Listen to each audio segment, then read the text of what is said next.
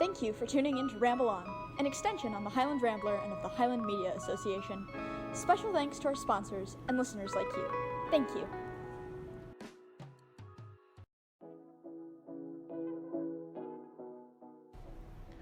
Hello everyone and welcome to the first episode of our Utah Sports Podcast here at Highland.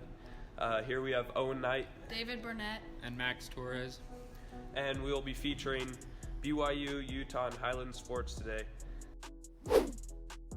We'll start off with BYU, who took on the Washington Huskies this Saturday at 1:30 at BYU, as Washington was able to beat up on BYU and win 49-15, having some huge plays to come up clutch and able to win by a big margin.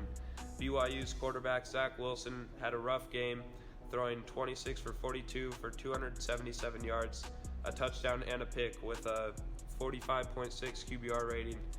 A huge hit to the BYU lineup as their star running back Tyson Williams tore his ACL and will be out for the rest of the season.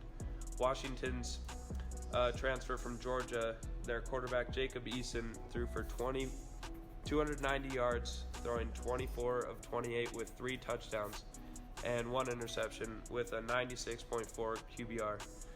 They had a couple huge plays on defense and special teams that helped them extend their lead with a 88-yard punt return touchdown and a 70-yard scoop and score to kill BYU's momentum and win the game.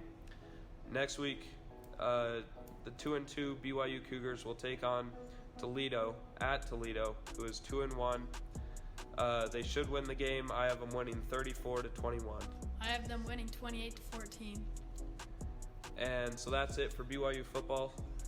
All right, so Utah football last Saturday played USC at USC, and it was a rough game for the Utes as on their first drive they fumbled on the 3-yard line, not able to put points on the board. Luckily, they were able to injure USC's quarterback. Not luckily. USC's quarterback on the second play, but Matt Fink was able to step up as he went 21 for 30, 351 yards, and 3 touchdowns with a QBR of 96. And Huntley, Utah's quarterback, did not perform to his best ability as he went 22 for 30, 210 yards, 1 touchdown, and only a 47 QBR.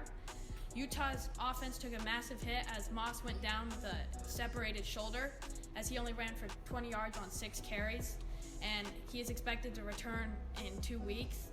And Bradley Anai, one of Utah's great linebackers, had 5 tackles, 1 sack, and 2 tackles for losses. And one major play for the Utes was Terrell Burge had an interception which allowed the Utes to strike and get close and back into the game. And next week, Utah will be playing Washington State. And do we have predictions for that? Washington State predictions. I predict that Utah will win 35-28. And I think Washington State will, with their high-powered offense, be able to take the game winning 45-24 in a blowout. And now we have Highland Sports with Max. Okay, in women's soccer this week, the Rams lost to East. It was a really close game. They went back and forth with goals. Highland was in the lead at one point, and then East tied it up and they went into overtime. And East scored about 5 minutes in, which led to the loss for the Rams.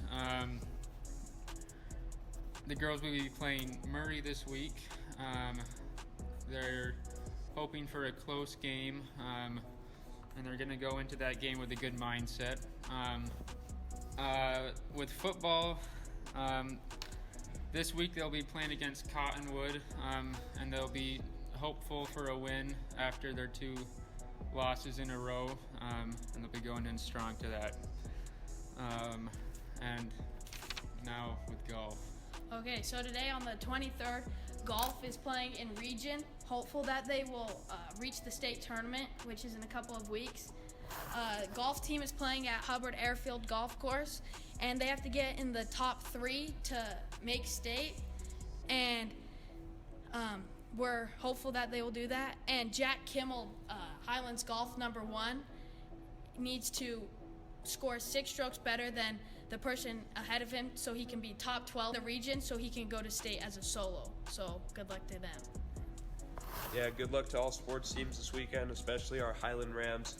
And that's it for this first episode of our Utah Sports. Tuning out, and this is Owen Knight, David Burnett. Max Torres.